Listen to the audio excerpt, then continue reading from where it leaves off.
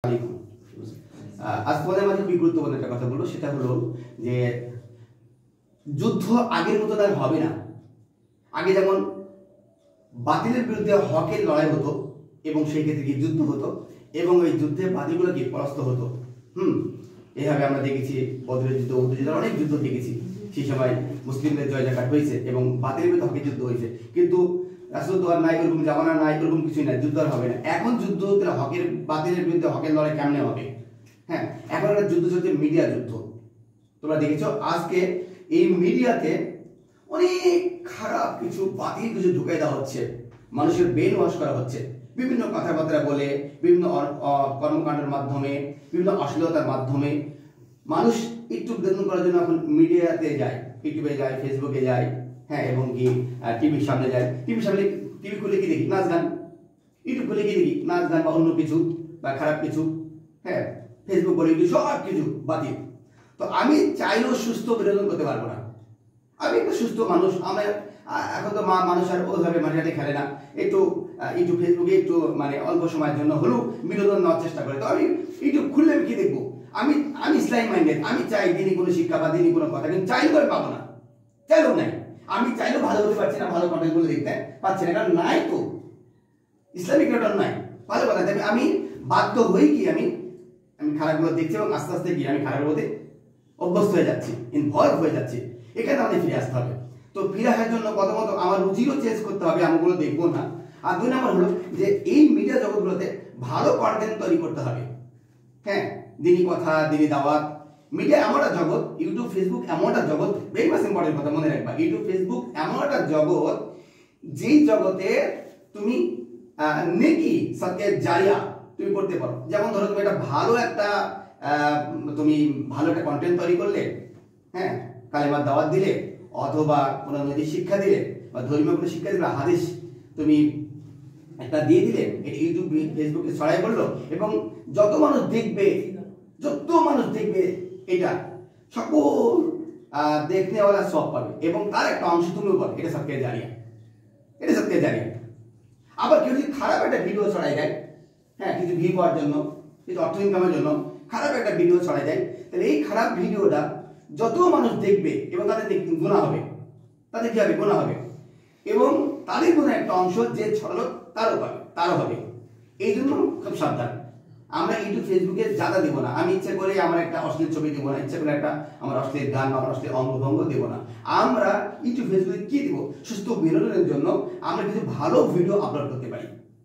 হ্যাঁ, ইসলামিক ভিডিওগুলো, নৈতিক ভিডিওগুলো আমরা তৈরি করতে পারি। হ্যাঁ, তারপরে নৈতিক শিক্ষাগুলো, ধর্মীয় বাণীগুলো, কোরআনের আয়াতগুলো, হাদিসগুলো, কালিমার দাওয়াতগুলো। তাহলে দেখবে যে মানুষ যখন দিন শেষে যে একটু বিনোদনের জন্য বলবে, হ্যাঁ, ইসলামিক অনেক ফানি ভিডিও করা যায়। ইসলাম ফানি ভিডিও করা যায় না? অনেক ফানি ভিডিও করা যায়। হ্যাঁ, আসো ভিতরে আসো। তো ইসলামে অনেক ফানি ভিডিও করা যায়। সেই ফানি ভিডিওগুলো তোমরা কি ইউটিউব ফেসবুকে আপলোড করতে পারো। তাহলে দেখা যাবে যে মানুষ এই যে বিনোদন জগতে এসে বিনোদন করবে, দেখবে, তখন দেখবে তোমার একটা ইসলামিক ফানি ভিডিওগুলো দেখবে, আর তখন তারা ইসলামের প্রতি আকৃষ্ট হবে। এতে তার একটা সুস্থ বিনোদনও হলো, আবার কি তার একটা সুস্থ বিনোদনও হলো, আবার তোমারও নেকি হলো, একটা কি সদকা জারিয়া। এইভাবে মিডিয়া জগৎ আমার যুদ্ধ করতে হবে। এইভাবে মিডিয়া জগৎকে এই বাতিলের বিরুদ্ধে হকের লড়াই করতে হবে। আজকে হ্যাঁ, খারাপ কন্টেন্টগুলোকে ভালো কন্টেন্টে পরাস্ত করতে হবে। আজকে খারাপ মিডিয়াগুলোকে ভালো মিডিয়াকে পরাস্ত করতে হবে। এটা আমাদের ইমানি দায়িত্ব, এটা করতেই হবে। এটা মানে দায়িত্ব, এটা আমাদের করতেই হবে। আমি একটা এক্সাম্পল বলতে পারি। যেমন ধরো সুদ খারাপ জিনিস, ব্যাংকিং সিস্টেমগুলো খারাপ জিনিস।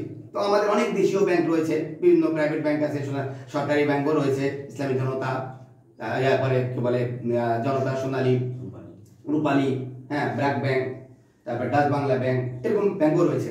আবার কিছু ইসলামী ব্যাংকও রয়েছে, যেমন ইসলামী ব্যাংক, তারপরে হলো কি আলাফা ইসলামী ব্যাংক, আর কি আছে যেন শাহজালাল ইসলামী ব্যাংক, এরকম অনেকগুলো ইসলামী ব্যাংকও রয়েছে, ব্যাংকিং সিস্টেম রয়েছে।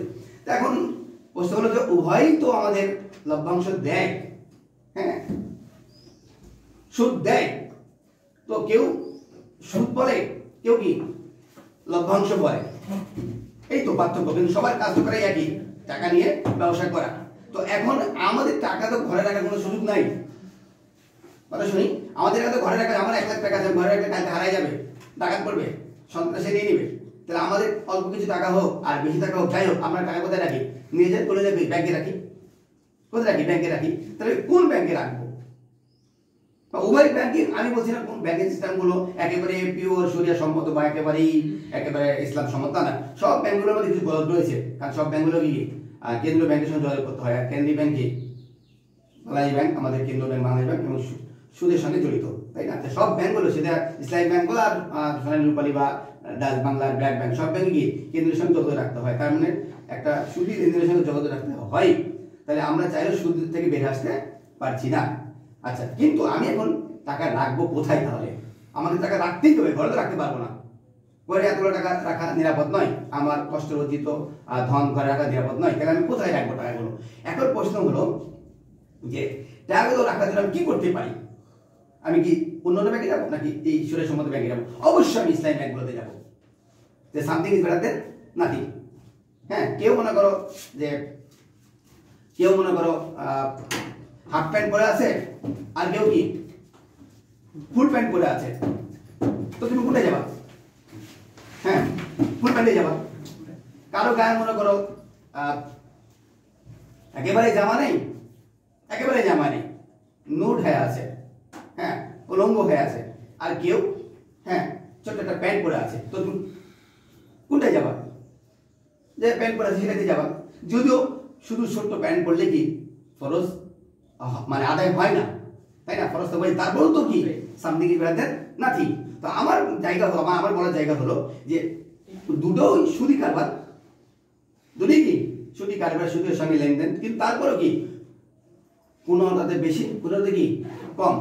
যেমন ধরো ওগুলোতে কি এখানে সরাসরি সুদ বলতেছে, আর এটা কি একটা সুদটাকে ঘুরিয়ে লভ্যাংশ বলতেছে, লভ্যাংশ তো বলতেছে, তারপরে এখানে ইসলাম নামটা তো ব্যবহার করতেছে, কিছু ইসলামিক আদেশ করার কথা তো বলতেছে, কিছু ইসলামিক রুলস তো ফলো করতেছে, কিছুটা তো ইসলাম মেনে করতেছে। 100% না হলেও তো তোমার 10%, 20% বা 30% ইসলামকে মেনটেন করে চলতেছে, কিছুটা হলেও তো লোক দেখাচ্ছে। তো ওই যে বললাম something is better then nothing. তাই আমরা কি একেবারে খারাপের চেয়ে কি কিছুটা ভালো নিয়েও ভালো থাকতে হবে এই জগতে। একেবারে মরে যাচ্ছে কি হালকা জীবন নিয়ে বেঁচে থাকতে হবে। এই মিডিয়া জগতে, এই বিনোদন জগতে, মিডিয়া বিনোদন জগৎ, এই জগতের কথা বলছে, এই বিনোদন জগতে যে অবশ্যই তোমাকে অবশ্যই তোমাকে সুস্থ বিনোদন করতে হবে।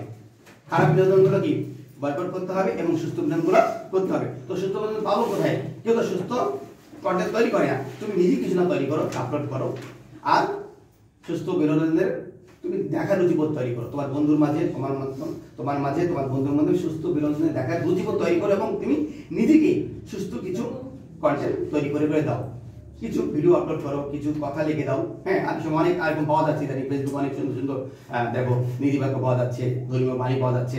হ্যাঁ, কিছু ওয়াজ, তুমি সুন্দর সুন্দর ওয়াজগুলো যেটা জীবন শিক্ষা, জীবনকে পরিবর্তন করে এমন সুন্দর সুন্দর ওয়াজগুলোকে তুমি ছড়িয়ে দাও। এতে মানুষ দেখা যাবে যে সামনে টানতে টানতে একটা ওয়াজ চলে আসলো, শুনে নিল, হ্যাঁ, আর সে হেদায়েত হয়ে গেল। ব্যাস, একটা ওয়াজেই অনেক হেদায়েত, অনেকে ফেসবুক থেকে ইউটিউব থেকে হেদায়েত হয়ে যাচ্ছে। হ্যাঁ, অনেকে হয়ে যাচ্ছে।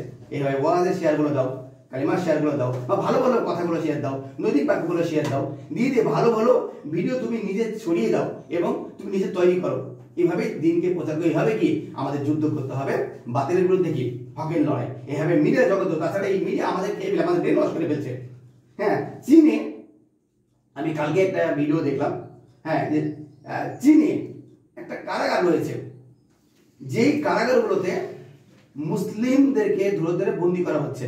মুসলিমদেরকে, যারা মানে প্র্যাকটিসিং মুসলিম, যারা একেবারেই মুসলিমের কালচারের মধ্যে থাকে, এদেরকে হ্যাঁ ধরে একটা কারাগারে বন্দি করা হচ্ছে, এবং ওই জায়গাটাতে কি করা হচ্ছে, তাদের মুসলিম কালচারকে ভুলে দেওয়ার জন্য ব্রেন থেকে, হ্যাঁ, মুসলিম কালচার ভুলে দেওয়ার জন্য, মুসলিম কালচার যেন ব্রেন না থাকে, এই জন্য তারা কি করছে, তারা হলো এই তাদেরকে নাচ গান, বিভিন্ন ফুর্তি, হ্যাঁ, বিভিন্ন দিকে তাদেরকে ইনভলভ করতেছে। হ্যাঁ, এবং এটা প্র্যাকটিস করাচ্ছে দীর্ঘদিন ধরে, যেন তারা কি মুসলিম কালচারগুলো কি ভুলে যায়, এবং তারা কি তাদের যে কমিউনিস্ট পার্টি যারা আছে, যারা কি বলে তাদের দর্শন, তাদের আদর্শ, হ্যাঁ, তারা যেন অ্যাকসেপ্ট করে এবং তাদের মুসলিম প্র্যাকটিস যদি তারা না করে, এই জন্য তারা এইভাবে কারাগারে এইটা করতেছে। আমি এই ভিডিওটা দেখে তো অবাক, কি আশ্চর্য! দেখি সেই মুসলিম মেয়েরা কি সুন্দর করে হেলে দুলে নাচতেছে, হ্যাঁ, মুসলিম ছেলেরা নাচতেছে, এখানে মিউজিক টিচার আছে, মিউজিক বাদ্যযন্ত্রের মাধ্যমে তাদের মিউজিক ট্রেনিং দিচ্ছে, নৃত্য করাচ্ছে, এরকম তাদের এইভাবে মুসলিম কালচারকে তারা বলে দিচ্ছে। এইভাবে ভিডিও জগতে আমাদের উপর প্রভাব ফেলতেছে, আমাদেরকে প্রভাবিত করতেছে। এইভাবে সব জায়গাতে মুসলিমকে নিধন করার জন্য মিডিয়া উঠে পড়ে লেগেছে। আর তো আছেই তো, হ্যাঁ, ইহুদিবাদ যারা আছে তারা তো আছেই তো, মুসলিমের প্রধান শত্রু, তারা তো এভাবে মিডিয়া জগতে ছড়াই দিচ্ছে, খারাপ মিডিয়াগুলো, মুসলিম বিদ্বেষী মিডিয়াগুলো ছড়াইছে। আমাদের এখন এইটা এখান থেকে ব্যাপার করতে হবে, আমাদের ভালো ভালো ভিডিওগুলো, হ্যাঁ, মুসলিমের সৌন্দর্যগুলোকে ভিডিওর মাধ্যমে তুলে ধরতে হবে। ধরে আমাদের কি এই জায়গাতে আমাদের সৌন্দর্য, আমাদের আদর্শকে তুলে ধরে জনগণকে সচেতন করতে হবে, হ্যাঁ, যে বাতিলের বিরুদ্ধে এইটাই বলছি হকের লড়াই। আমাদের রুচিবোধ চেঞ্জ করতে হবে এবং সুন্দর সুন্দর ভিডিও, মুসলিমদের আদর্শ, ইসলামের আদর্শ তুলে ধরতে হবে এবং সুন্দর সুন্দর ভিডিওগুলো দেখতে হবে। আমি কি ব্যাপারটা বোঝাতে পেরেছি? আমরাও ভালো ভিডিওগুলো দেখবো এবং ভালো ভিডিও দিব এবং আমাদের সৌন্দর্য তুলে ধরবো। আমরা যে ইসলাম যে খারাপ না, ইসলাম যে ভালো, ইসলামের অনেক আদর্শ সুন্দর রয়েছে, এটা অনেকে বুঝতেও না। যারা এগুলো করতেছে তারা হয়তো ইসলামকে খারাপভাবেই দেখেছে, খারাপভাবেই মনে করতেছে। ইসলামের সৌন্দর্য, রাসূলের চরিত্র কত সুন্দর, রাসূলের বাণীগুলো কত সুন্দর, এগুলোকে তুলে ধরতে হবে। তাহলে মানুষ জানতে পারবে, মানুষ বুঝতে পারবে, তখন কি ইসলামের প্রতি মানুষের খারাপ ধারণাগুলো চেঞ্জ হবে আর আমরা তো সুস্থ একটা বিনোদনও পাবো। সোজা কথা, মিডিয়া জগতে অসুস্থ বিনোদনগুলোকে পরিহার করতে হবে এবং সুস্থ বিনোদনগুলোকে আমাদের চালু করতে হবে। আমি ব্যাপারটাকে বোঝাতে পেরেছি কিনা? এর জন্য আমি তোমার সবাই দায়িত্ব। তাছাড়া আমার কিয়ামতের মাঠে সবাই ধরা খাইব। এই জগতে যখন চারিদিকে মিডিয়াতে খারাপ জিনিসগুলো চলে যাচ্ছিল, তখন তুমি কি করছিলে? তোমার কোনো দায়িত্ব ছিল না?